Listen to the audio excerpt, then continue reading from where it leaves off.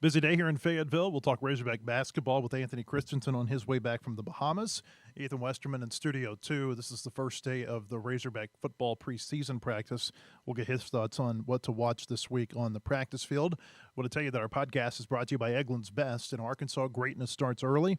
Before the pads go on, before the crowd roars, the day begins at the breakfast table. Eggland's Best delivers superior nutrition with more vitamin D and less saturated fat than ordinary eggs. You can start strong with Eggland's Best. Better taste, better nutrition, better eggs. For more information, egglandsbest.com. We're also brought to you by Bentonville Glass. They've been serving their community since 1971. They're committed, professional, and versatile.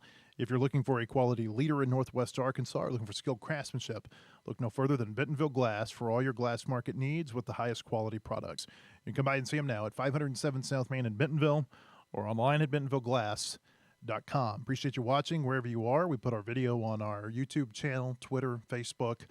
We also have an audio podcast on Apple Podcasts and Spotify. Just search Whole Hog Sports on any of those platforms. Anthony Kristensen is on his way back from the Bahamas right now. He's in the Miami airport. We think the fire alarms have stopped there.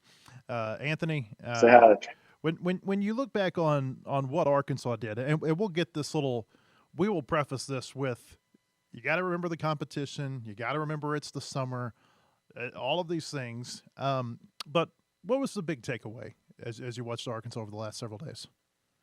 Yeah, I think the biggest takeaway I had was, you've heard all summer leading into this past week about how good this team can be defensively. And I think that is really the big takeaway is how good they looked on the defensive end. I mean, you look at the amount of turnovers they forced, the amount of shot, or the amount of every game they held their opponent to a poor shooting percentage, blocks, steals, forced turnovers, everything like that. And like you said, some of that does kind of come down to the fact that they're playing against competition that not necessarily what you're going to see come November, but it's still, your first games against outside competition. Some of those teams, have played with each other, a good amount in the past. I think you look at the early bits of that game against Carleton University, the defending Canadian national champion, and you could see, that team had experience playing together. And, it took Arkansas a little bit of time to get, fully footed into that game just because, this only the second time Arkansas has played together. And, eventually, that was, I don't remember, what the final margin was, but it was a blowout. All the games were blowouts. The average margin of win for Arkansas was, I think it was 46.3 points, somewhere in that range. And yeah, but yeah, the big takeaway, long-winded answer to say was the defense. And I was really impressed with the defense. I thought the rim protection for the most part looked good. Maybe a little bit to be desired on the defensive rebounding aspect of things. But I thought the rim protection looked good. On ball defending, I mean, Jordan Smith he looked like everything he's advertised to be on that side of the ball. Billy Richmond, I thought, had some good moments defensively as well. And really, I mean, you could go down the line and say, this player had this really nice moment on the defensive end. And yeah, I think that's the biggest takeaway is that they do look like a team that's going to be someone to be reckoned with on the defensive end of the floor. We'll see how the rotation works out when the season comes around. When you're playing these games in the Bahamas and you're playing the type of teams that they're playing, you're going to play everybody. But I think what I saw, and you got to keep in mind that Mika Marinin was not playing because he's got some eligibility questions that they think they're going to get worked out, but they just kind of held him out as a precaution. It looks to me like they've addressed what have been like my two biggest gripes with this team for the last 2 years. Number one is the lack of depth, where they're playing 7-8 man rotations, and you have an injury or two, and it can really, really hurt you. Especially late in the season when your legs are tired, you're playing every day at the SEC tournament, or you're playing every other day at the NCAA tournament. I know they won the SEC last year, but that's been number one. And then number two, and what I think has kind of been their downfall the last 2 years, is this lack of size inside. I don't know that they've got the big banger necessarily inside, But what they do have, they got a lot of length, and that really jumped off the screen when you're watching them. And we talked last week about how they've got the 6 players who are 6'11" or taller. But it's not just them. I mean, like the wings. You think about J.J. Andrews and Jordan Smith, and I mean, there's just a lot of wingspan. I think maybe is the big takeaway from watching them on the screen. That like you said, John Calipari likes the defensive prospects of this team, and I think it really begins with their length, their ability to get into passing lanes, deflect passes. That really jumped off the screen. And again, they're playing overmatched teams. I get that, but that's going to translate into playing better teams, I would think, come November, December. Yeah, no, I would agree with that. I think you obviously saw, the size come into play against, a lot of these teams. And a lot of these teams didn't really have the size to really match up against Arkansas. The one that did to a certain degree was Torres Tavaye. And I think you saw a lot of that game, especially in the second half. The first half of that game was a bit messy, but the second half of that game, I thought you really saw Arkansas really just kind of put its, you know, pedal to the metal, whatever you want to say, and just kind of dominated that game. And I think a lot of it had to do with kind of adjusting to the physicality and to the size that they were playing against. And there were some bigger players on that team. So I think that's definitely something that we saw in this week or just overall. And like you said, I think the depth was kind of there as well. Do I expect them to run an 11, 12 man rotation come November, December? I wouldn't. Some of these guys are going to not play every game. I think that's just the way it just works that way, right? And plus, you're gonna get Mika Miranen back, barring something completely unforeseen. Which the staff seems very confident that he's going to be perfectly fine come November. So that would be. I would be surprised if anything happened to the contrary. Not to say it's not possible, because I think everything in college athletics right now is possible. But once he comes back, assuming he does, and once the rotation kind of trims down a little bit, you're going to see obviously that depth is still there. You get an injury or two, and you can go deeper into the bench than you could last season or the season prior. Like, I think back to that road game at Alabama when they had the foul trouble, and I don't mean any disrespect to Jaden Caroletta or Elmir Jovic, but when you're throwing those guys into high pressure situations like that, and that game wasn't their fault by any means, but you would prefer to have guys who you trust more in high pressure situations like that than those guys. And I think you probably, at least right now on paper, I think you have that. Yeah, maybe the easiest way to put it is like number 9 and number 10 on this roster is a lot better than number 9 and number 10 were on the roster the last 2 years. This shouldn't be any surprise to people who've watched John Calipari's teams in the past, whether it be at Kentucky or last year with Acuff and Malik Thomas. It feels like Arkansas is going to go as far in the 26-27 season as J.J. Andrews and Jordan Smith can take them. They've got some, they've got a lot of pieces around them. I like how Wilkinson shoots from the perimeter. Obviously, we've talked ad nauseum about Billy Richmond on this program before, but it feels like this team is really built around Smith and Andrews and really just showcasing the versatility that those two have. Yeah, I was really, really impressed with J.J. Andrews this week. So, I mean, yeah, he averaged 18 points over the 4 games.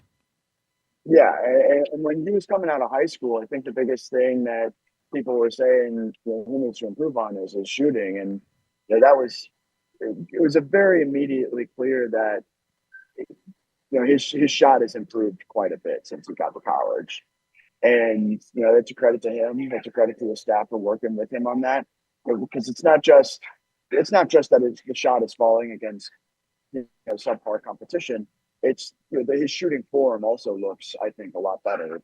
So I think that's one thing that you look at immediately. And I think that he was defensively, he was everywhere. And I think driving to the basket, I thought he was really good. And we played with physicality, which is something that we've talked about Arkansas needing more of in the past. And yeah, I was really impressed with him, and obviously Jordan Smith, everything. He looked like he was everything as advertised this week, and I think that's a pretty accurate kind of portrayal of where things were this week. Is that those two were kind of the standout performers. If I'm not mistaken, they played the first and second most minutes of anybody on the tour, and yeah, I think those are the guys who you immediately saw and were like, "Yep, these are the main guys, at least as of now." You add Mika Miranen into the equation, and maybe that changes, or maybe that changes throughout the rest of the summer. We'll see. But I was really impressed with those two. I was also really impressed with Abdou Toure. Mm-hmm. I thought he was outstanding. For the most part in these games, and I mean, like I said earlier, you could go down the line. You could pick out really good things that just about everybody did. But yeah, for those two, I was really impressed for sure. Jordan Smith went out yesterday with an injury. Any concern there? It didn't seem so. I mean, I asked Brad Calipari about it in the press conference, and he was just like, "Yeah, precautionary," which we saw them be precautionary with other injuries. I mean, Yeah. the Jeremiah Wilkinson one in the first game, he went out and didn't come back in. Billy Richmond, the pairmaker, and in the second game came out and didn't go back in. So it's just not worth the risk in the summer game to throw a guy back out there when you're not 100% certain that they're fine. And yeah, like he returned to the bench and everything. He looked fine. After the initial ball, he wasn't really moving gingerly or anything like that. So yeah, I would imagine he was fine. Anthony's got a story on our website right now. He talked to John Wall, who was there. Got some thoughts from him about Jordan Smith. I wonder, it's like when Calipari, he goes the extra mile to make sure that there's star power at his games. Whether it's in Fayetteville, whether it's at Madison Square Garden, wherever they're playing, it seems like there's somebody notable in the stands a lot of times, and you get John Wall and you get Herschel Walker the last 2 days in the U.S. Bahamas. ambassador to the Bahamas, Yeah, Herschel Walker. did you know that? I no. I knew that Herschel So Walker had so entered. I knew he had entered the political field in the last couple of years. He ran for Senate in Georgia a couple 3 years back. It was like everybody was talking with this just very matter of factly. Oh well, he's the ambassador to the. I had no idea. I I had had no no idea. idea who. I think of Herschel Walker. I So don't think of the Bahamas. I think of Larry I think of Munson football. and the Heisman Trophy and No, so it was funny. So Mike Haywood, the SID for the Arkansas men's basketball team, he walks up to me as we're just kind of walking in the hallway, just kind of getting ready to cover this game. And he's like, "Hey, the U.S. ambassador to the Bahamas is going to be here." I was like, "Hey, that's cool." yeah. It's like, "You know who that is?" I was like, "Not a chance." And he said, "I think you do."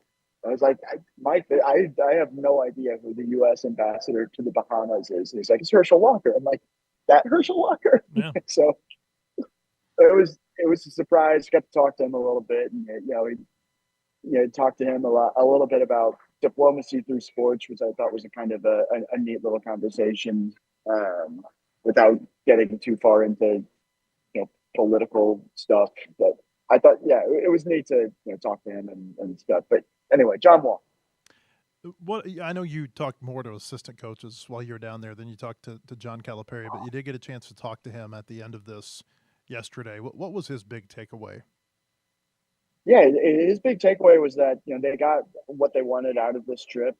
That he wants to continue making trips like this in the future, and that you know, his big thing, the first thing he said was that the defense is what he thought it would be, Mm. which is which he's been talking about it all off season, is that the defense is going to be the calling card of this team, and that will lead to opportunities on the offensive end as well. And one thing that I think hasn't necessarily been touched on a ton from this trip is that Arkansas still looks like it's wanting to play at a really high tempo. They were the 17th fastest team in the country last season. Mm-hmm. They had over 70 possessions in each of the four games and over 80 in two of them. Now, I wouldn't expect them to keep that tempo up against the SEC competition, or North Carolina, Arizona, Indiana, etc. But I think that shows that they still want to play fast, probably be up in the upper 60s, lower 70s with regard to tempo coming into the new season. And you add that, if assuming it plays out effectively, because a high tempo doesn't necessarily mean that you're winning games, but assuming that comes into effect effectively on the offensive end, paired with the defense that everybody saw in the Bahamas, plus what everybody on the staff thinks it can be going into the season. And I think you're looking at a team with a lot of potential. So I think that's the big takeaway from that, and I think that was kind of his big takeaway as well. Well, Anthony, I'll say this with everybody listening. You did a great job down there in the Bahamas. Your coverage is really Thank good. At least a dozen stories or more on our website at wholehogsports.com. Oh, it was like 25 or something, man. I didn't mean to shortchange you. Yeah, you can read. I'm tired. You can read all of Anthony's coverage at our website, wholehogsports.com. Anthony, have a safe trip home.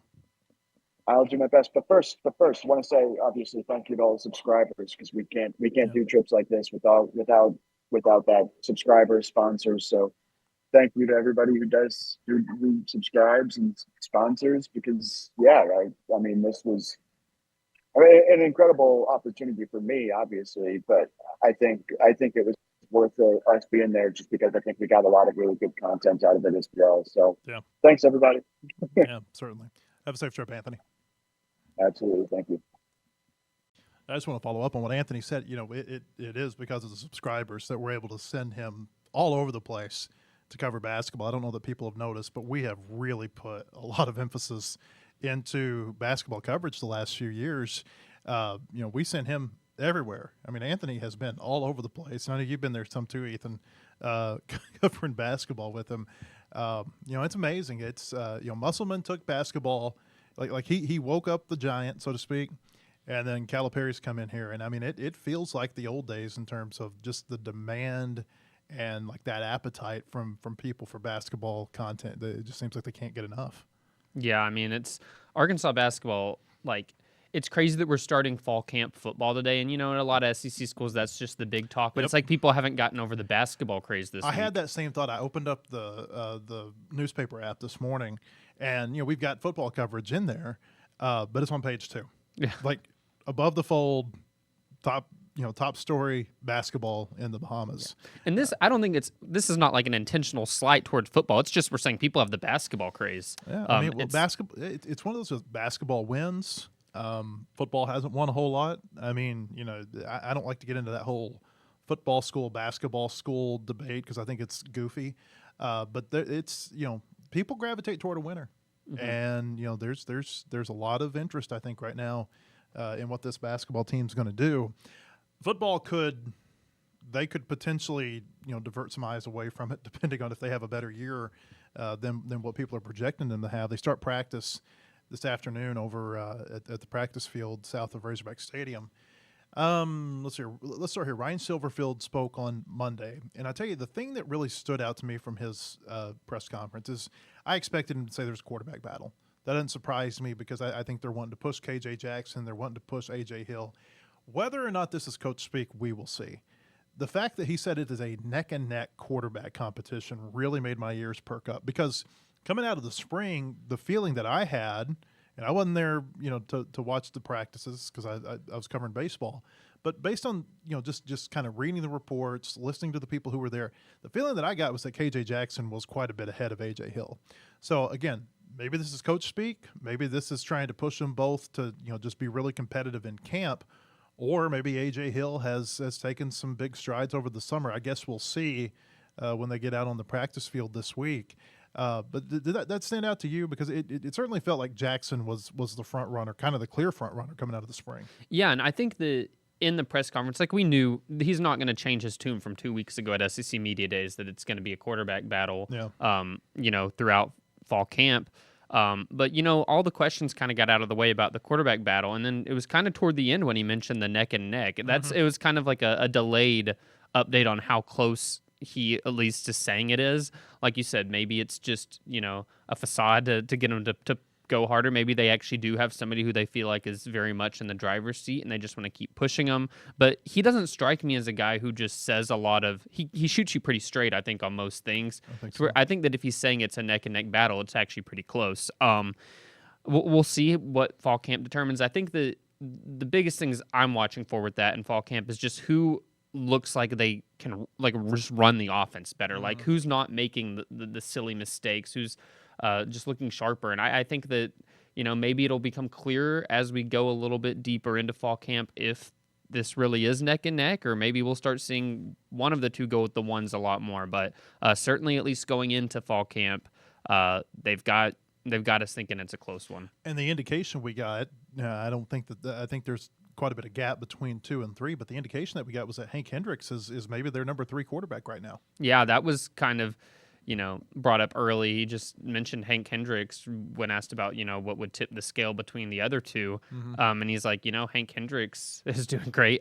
There's also Braden Fuller. He transferred from, I believe, Angelo State's a D2 team. So he's like a older guy. And then you've got a younger guy with Hank Hendricks, who I guess are now battling it out for that 3 spot, which we know is an important role to have because it's might not even be for this year necessarily, but whoever's in that number 3 spot, you go into usually the next spring talking about backup, or maybe even if they were really, really progressed, can they push the starter? I think that for Hank Hendricks to be brought up this early is a good thing for him. Yeah, it's not one of those things where we think he's going to play this year, maybe not even at all. I guess you don't have red shirts anymore. So that's not necessarily a consideration, but I think it does speak to the fact that maybe he's further along possibly than maybe the thought was that he would be at this point in time. Yeah, he's not real old. He's not at all, and I think that a really successful week 1 against Alabama A&M would be getting to play 3 quarterbacks, and that's when it becomes interesting to see if he would be the one to take the field. I was looking at box scores for the past 3 years against FCS teams, and Arkansas's played at least 2 quarterbacks every single time because they've beaten the brakes off of. Bad. But last year, or maybe a few years ago, was the first time that they'd only played 2. They're usually playing 3 quarterbacks in those FCS games, which I figure most SEC teams are because those games are not even competitive. But I'll be curious to see, if we get to where we're seeing the 3s against North Alabama. I think. Did I call them Alabama A&M? If you did, we'll forgive you. Okay. That was the first team last year. That was the first team last year. It's North Alabama this year. So we'll see against North Alabama if Arkansas can handle business to where you can get the 3s some reps. Certainly, it would be a bad sign if they aren't handling business against them. Silverfield kind of poured a little bit of cold water on one of our favorite theories around here, which is that if you have 2 quarterbacks, you don't have a quarterback. He said a lot of people believe that. He said he's not one of those who does believe that. Yeah, and I think that especially that's going to be your tune whenever you have a quarterback battle like this. To where the question is, I kind of agree with the adage of that, but like in a perfect world, I guess you do have such good starter and backup, or like 2 competing for the starting job, that you feel confident that you could win with both of them. I think that we're so used to in recent years there being such a big drop off. Like I think about that year whenever it was KJ Jefferson and Malik Hornsby. Like you didn't want like to have to get to the backup most of the time. I think that if you have 2 really good options though, like, I guess, it's if you have 2 that can lead the offense, like why not, instill a little bit of confidence in them by saying stuff like that. Another big story on Monday, Maurice Gleaton is he's a sprinter on the track team. He just transferred in from Georgia a couple of months back, and he's joining the football team. So they're going to have 2 of the track sprinters. I talked to Doug Case this week. He said that Maurice Gleaton and Jelani Watkins are, quote, the 2 fastest humans in the NCAA right now. Now, I know everybody says, well, there's track speed, there's football speed, and I get that. And there have been a lot of track people, and it's I was talking to somebody yesterday, too, who also made a good point. It's like there are track athletes who play football, and there are football players who run track. And every now and then you get that special one who they can do both. The C.J. Spiller, the Jeff Demps, like there just aren't a whole lot of those that, Trenton Holiday at LSU several years ago was really good in both sports. But, usually you're a lot better in one than you are other. Like Isaiah Satania, he was a really good track athlete at Fayetteville High School. He was a football player. He was a football player running track. Mm-hmm. He just happened to be faster than everybody else on the track, and that's why he's gravitated more, or he has gravitated to football and has become a big star over at OU now. But it's interesting to see these two guys going to be on the team. Receivers, an area where I think they probably lack a little bit of depth. And so you bring these two in. Watkins, I feel like Watkins is more of a football. I'm not saying he's more of a football player than a track athlete, but certainly I think he's maybe got a little bit more football chops than Gleaton does. Gleaton didn't play football at Georgia previously. He hasn't played in a couple of years since his high school senior season down in the Atlanta area. But, man, when you get two big, as they call them, world-class sprinters on a football team like this, it's interesting to see how they're going to adapt to the football field and how Arkansas might be able to use them, because neither of these guys went through spring practice with the team. Yeah, and I mean, even in just like route concepts, if you have a fast guy, it can maybe divert attention away, That's pull right. somebody away. I think that there's some ways that you can use speed to manipulate what a defense needs to do. But no, I think you're right that it's like we'll learn quickly if these are guys that can actually contribute football. Like I think Jordan Anthony, when he played football at Arkansas, he caught one touchdown. It was against He was a more terrible of a track athlete who was playing football. Yeah, it was against that Mississippi State team that we that's just right. could not defend. And you saw his speed flashed then certainly on that touchdown.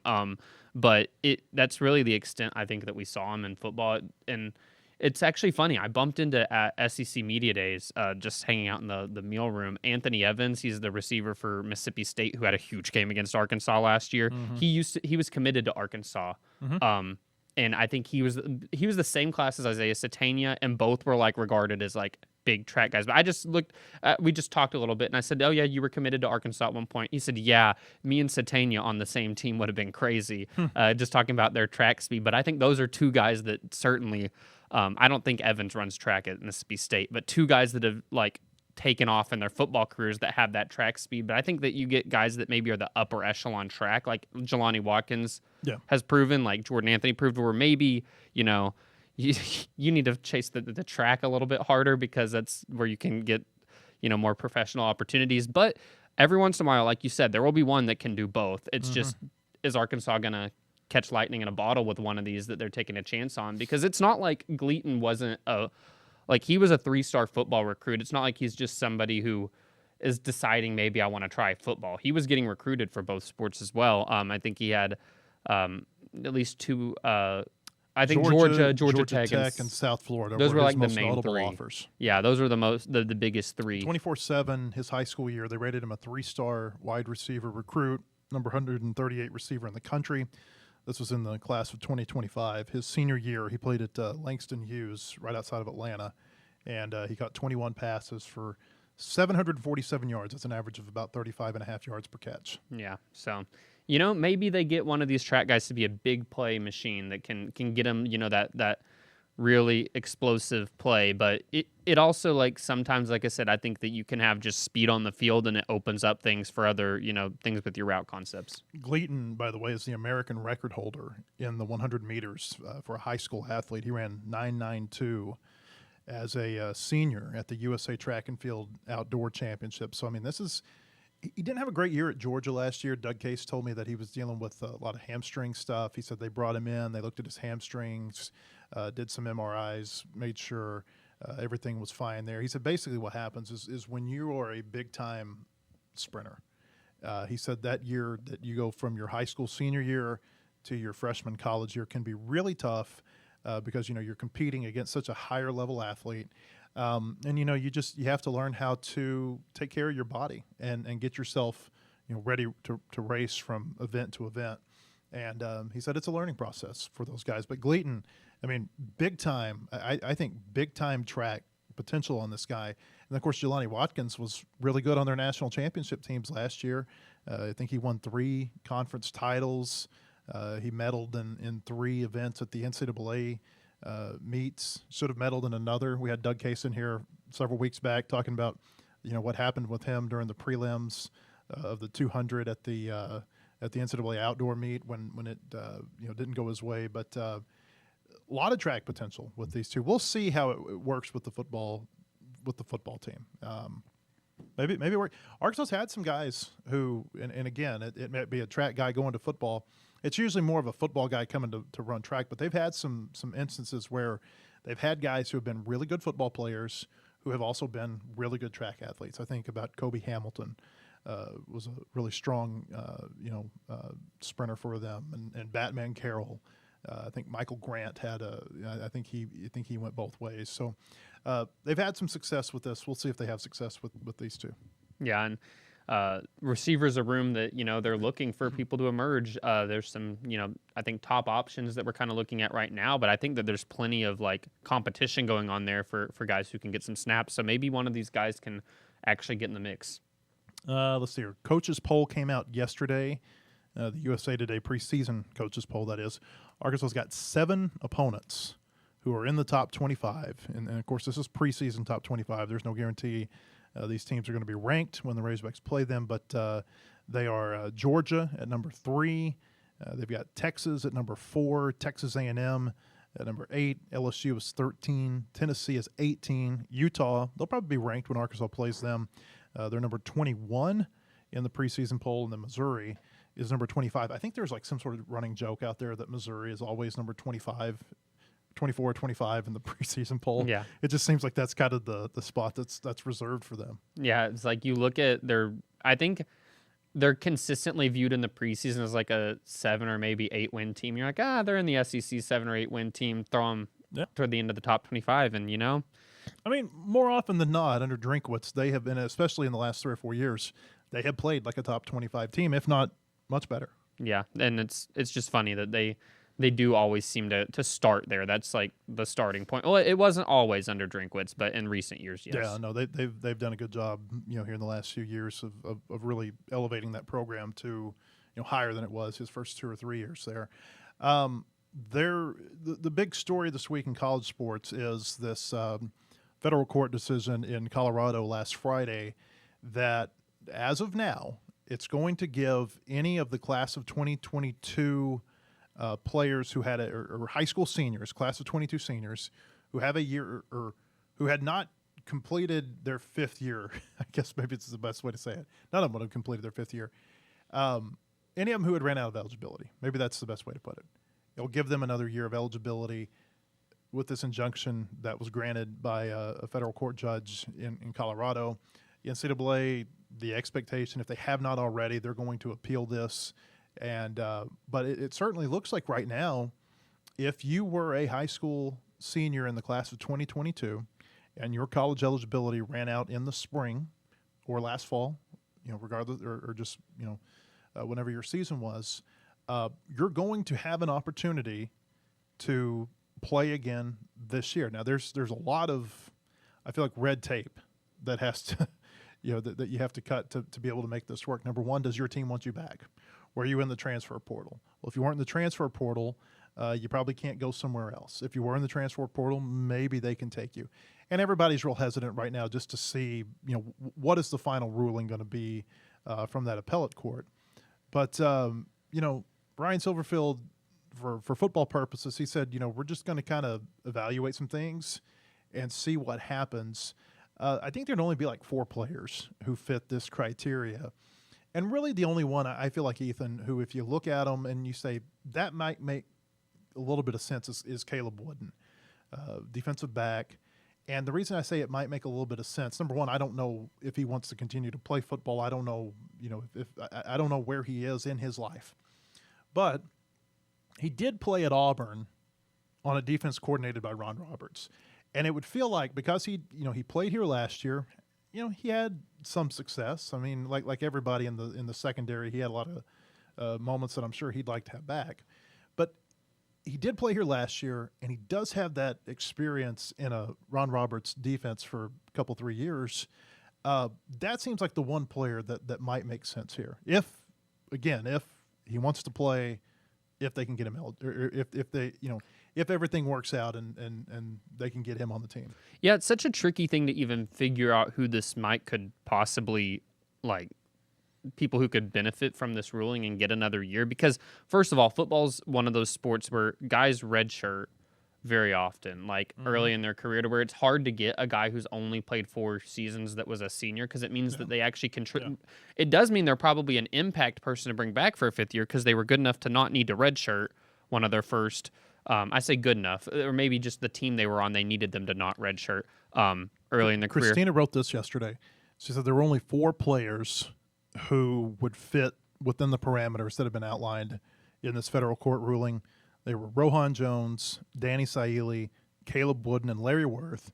Jones and Worth have signed NFL free agent deals, so that automatically takes them out of the equation, because there was some follow-up this week that they don't want players who have been in an NFL minicamp jumping back into college, because I think it's a better opportunity. Yeah, and I think I brought this up to on Monday whenever we were kind of talking about it, our group, that those were the only 4 that I could see there being any sort of possibility, and of them, most of them had signed something, to where it's like things can always change, I guess, with what I don't know, there's probably a lot of fine print going on as far as, like, for lack of a better term, of like what can qualify for being able to do this. Like, have you participated in stuff? I don't know, but it seems like Caleb Wooden is the only one of the 4 who he hasn't signed anything. So it seems like it would be a very obvious this could work type of situation. It feels like, and if he were to come back to the football team, I feel like he's more of a depth piece than anything. It feels like this has the potential to impact non-football sports a lot more than it can impact football. Think about maybe track and field.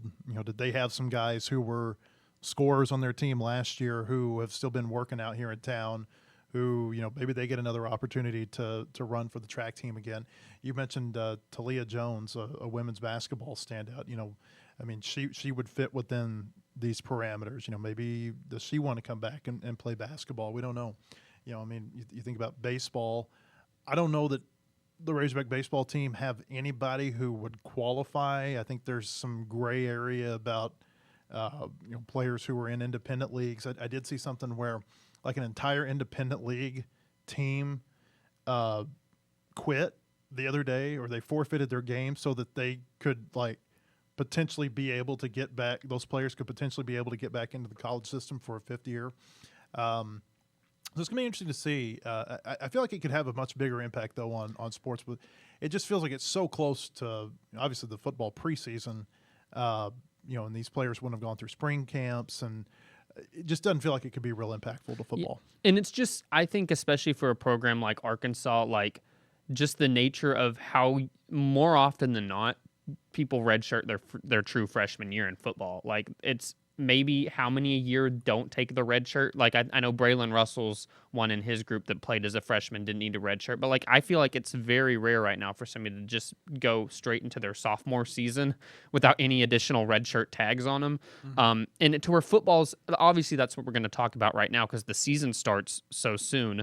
How could it affect the upcoming season? But it really does seem to me like, out of all the sports, the one that red shirting is just more just normal. It's almost standard for a lot of these athletes to have redshirted. So it really narrows down who could even possibly be an athlete that this would fit the criteria. Then it's like, do you have the roster space? There's just a lot of layers, but I do think in some of these other sports where it's like more often than not, in basketball, a player's not redshirting unless they had an injury.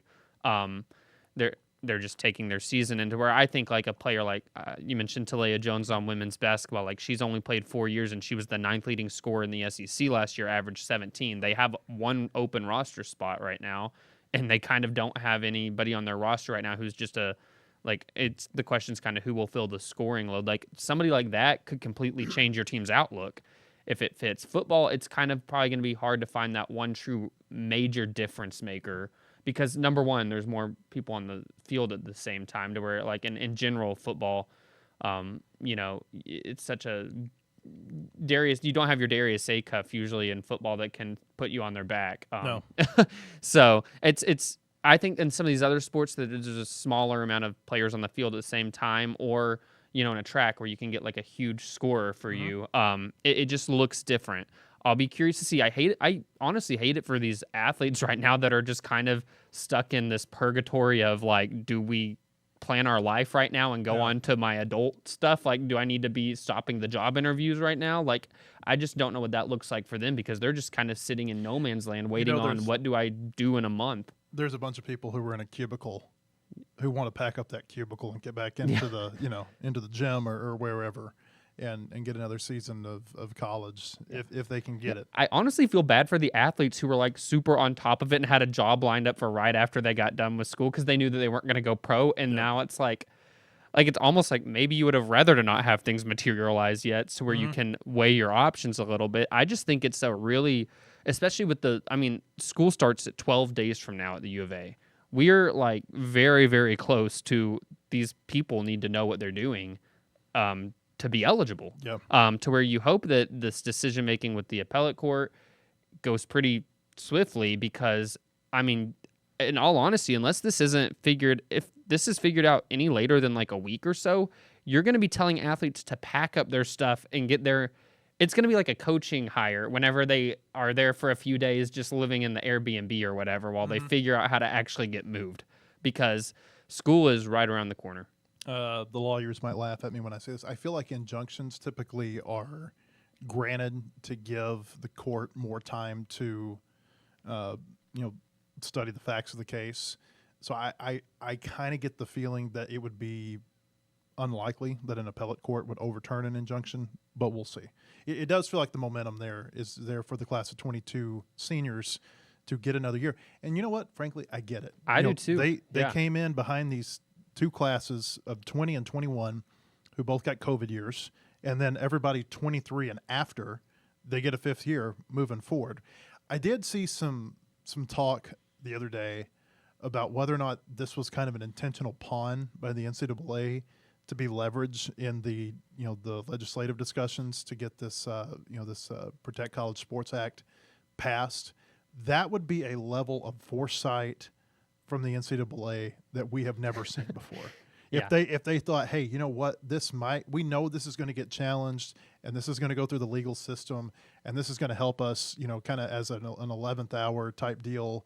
Of like, look what college sports is right now. Right, get everybody on board. That seems very like that. That's a level of chess that the NCAA has never played before. But who knows? Yeah, this would be like me showing up to the park and all of a sudden you're hitting 3-pointers in my eyes, and I'm like, where did that come from? That's right. It's not on the scouting report for them, but hey, maybe they pulled one out of their sleeve, turned back the clock a little bit and got a little savvy with it. But yeah, no, I think that it certainly is one of the I felt like this past week with all that coming out, it was like the manifestation of what everybody's saying is this is the wild, wild west and it needs figured out because it's impacting people very immediately. In the same way that before we had Anthony on, I said that you have to take the results in the Bahamas with a little bit of a grain of salt because of the competition they're playing. I will say this with any football preseason coverage in the next few days. Keep in mind these guys are out there in their helmets basically. No pads for a few more days, and then once they even get to pads, it's kind of like an escalation to where they get to full pads. So keep that in mind over the next few days. A couple other items before we get out of here. Chris Bucknam, the longtime Arkansas track and field coach, he was elected to the U.S. Track and Field and Cross Country Association Coaches Hall of Fame yesterday. This is the big one for track coaches. He's the third Arkansas head coach to go into this Hall of Fame along with John McDonnell and Lance Harder. He's going to be formally inducted December 15th at the annual coaches convention. I talked to him yesterday. He's like, I'm retired. I wasn't going to go to this year. Now he's going because he's going to be inducted into the Hall of Fame. This is the fourth Hall of Fame that Bucknam has been inducted into. Also in the Missouri Valley Conference Hall of Fame. He used to be at Northern Iowa. He's in the Northern Iowa Hall of Fame. He also as an athlete in the Norwich University Athletics Hall of Fame. That's his alma mater in Vermont. Kind of curiously, Ethan, he's not in the Arkansas Sports Hall of Fame, and he's not in the UA Sports Hall of Honor. He's the only retired national championship winning coach for the Razorbacks who's not in either of those Hall of Fames. I have a feeling that once they see the National Hall of Fame has beaten them to the punch, the local Hall of Fames will get him in there. Yeah, I think these Arkansas Hall of Fames, it should snowball because he deserves to be in. It's one of those, why is he not in there already? I think that's a question with a lot of things that are getting addressed these days. I know John Calipari's been all on the why are these guys not honored? Yeah. I think that it's kind of one of those stones that are getting turned recently. With Anthony on his way back from the Bahamas, I'm going to be out at the soccer field tonight, kind of pinch hitting in that role, covering the soccer team. They're number 10 in the preseason coaches poll, 10th nationally, and they're going to start their exhibition season tonight, taking on Missouri, Kansas City. I think, are they the Kangaroos still, or are they just the Roos now? I think they're just the Roos. Okay. Well, they were the Kangaroo. It was one of the first games whenever I got up here 20-something years ago that I covered was a women's basketball game between Arkansas and UMKC, and I had no idea they were the Kangaroos. Yeah. That's a lot of fun to write. Yeah, they've just shortened it to the Roos, and they're like UALR also, where they've changed it. Now Kansas They're City? just Kansas City, the Kansas City Roos. Okay. I found that Good one to out know. last year when they played here, that they prefer just Kansas City. So It's going to be 6 o'clock over at Razorback Field tonight. The Razorbacks and the Roos in the first soccer exhibition game. We'll have coverage of that at wholehogsports.com. We got stories across the board. I mean, basketball, baseball, football, obviously, you name it. We've got a lot of coverage at our website, wholehogsports.com. Hope that you'll join us there. We'll be back for another podcast next week. Hope to see you then. Have a great weekend, everybody.